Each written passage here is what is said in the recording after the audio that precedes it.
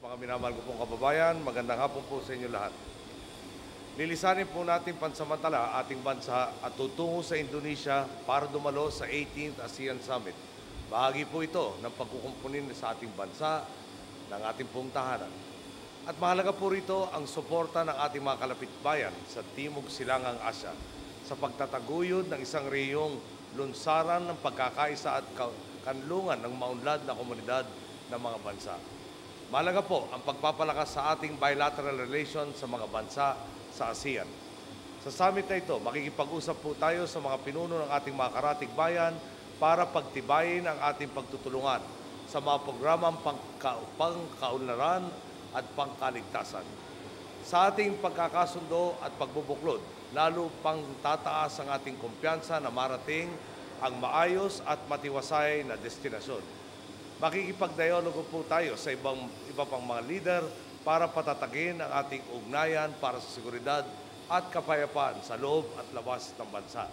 Tatalakayin dito ang mga estratehiya upang mapangalagaan ang ating teritoryo at para maprotektahan ang ating mamamayan mula sa mga banta ng masasamang elemento. Pagpupulungan din sa okasyong ito ang mga paraan sa pagsugpo sa mga krimeng nagdudulot ng ibang polusyon sa bansa tulad ng human at drug trafficking, piracy at mga polusyon sa kalikasan. Sa ganitong paraan, mapapangalagaan natin ang kapakanan at karapatan ng ating mga kababayan sa Pilipinas at sa ibayong dagat. Tututukan din po sa pulong na ito ang pagtitiyak na makakaagapay natin ang ibang bansa sa oras ng sakuna at krisis.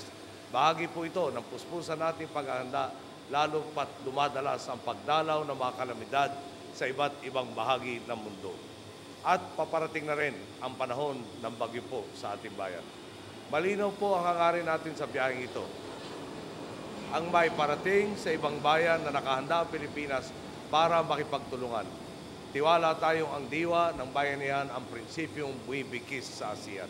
Hindi po dito natatapos ang ating pagsusumikap, sapagkat hanggat makatwiran, hanggat kapakipakinabang, hanggat kinakailangan patuloy tayong makikipag-ugnayan sa mga karatig bayan. Marami pa tayong pangangailangan, kaya naman kailangan nating magdamayan. Unti-unti na nating matatamasa ang sigla ng ating ekonomiya. Muli na nating naipapakita sa mundo ang tiwala ng mamamayan sa pamahalaan at muli na nating naipakikilala ang bansa sa mundo.